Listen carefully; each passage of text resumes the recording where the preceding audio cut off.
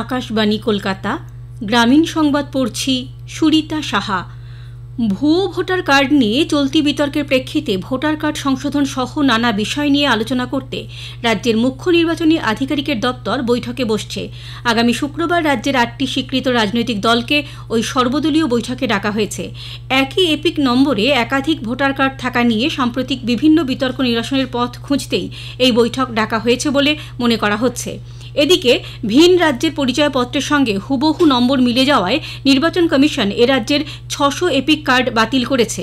নম্বর মিলে যাওয়ায় হরিয়ানা, গুজরাটের মতো কয়েকটি রাজ্যেও কয়েক হাজার এপিক কার্ড বাতিল করা হয়েছে বলে নির্বাচন কমিশন সূত্রে জানা গেছে। এ রাজ্যের সঙ্গে হরিয়ানার এপিক নম্বর মিলে যাওয়ার ঘটনা সবচেয়ে বেশি। ভোটার কার্ড সংশোধনের ক্ষমতা কমিশন জেলা স্তরের ইলেকটোরাল রেজিস্ট্রেশন অফিসারদের হাতে দেওয়ার পরই এ ধরনের বিভ্রাট ঘটেছে বলে কমিশনের অনুমান।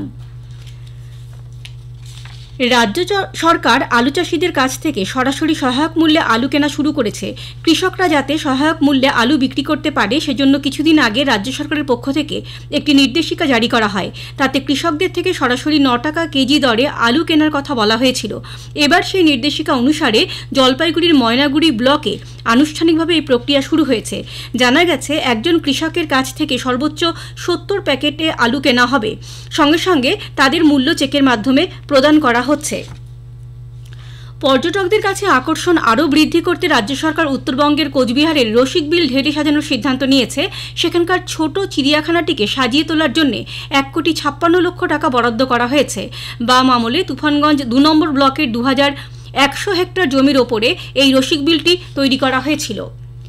বাঁকুড়ার বিস্তীর্ণ এলাকায় অতি বর্ষণ এবং ডিভিসির ছাড়া জলে ধান ও সবজির ক্ষতি হলেও কৃষকরা এখনও ক্ষতিপূরণের টাকা পাননি বলে বিজেপি অভিযোগ করেছে।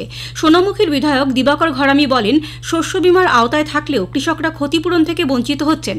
বিডিও অফিস এবং ব্লক কৃষি দপ্তরে বারবার আবেদন করেও সুরাহা মেলেনি।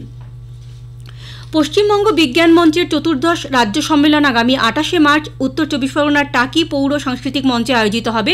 উদ্বোধন করবেন ইনস্টিটিউট অফ সায়েন্স ব্যাঙ্গালোরের বিজ্ঞানী অধ্যাপক অর্ণব রায়চৌধুরী। সারা রাজ্য থেকে 450-র বেশি প্রতিনিধি সম্মেলনে অংশগ্রহণ করবেন।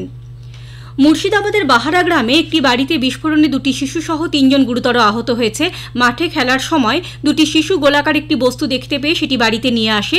নাড়াচাড়া করার সময় সেটিতে বিস্ফোরণ ঘটে। 2 শিশু এবং তাদের মাকে গুরুতর আহত অবস্থায় মুর্শিদাবাদ মেডিকেল কলেজ ও হাসপাতালে ভর্তি করা হয়েছে। একটি শিশুর অবস্থা গুরুতর বলে জানা গেছে। পুলিশ ঘটনার তদন্ত শুরু করেছে। রামনবমী উপলক্ষে রাজ্যে মদের দোকান বন্ধের দাবি তুলেছে বঙ্গীয় হিন্দু মহামঞ্চ।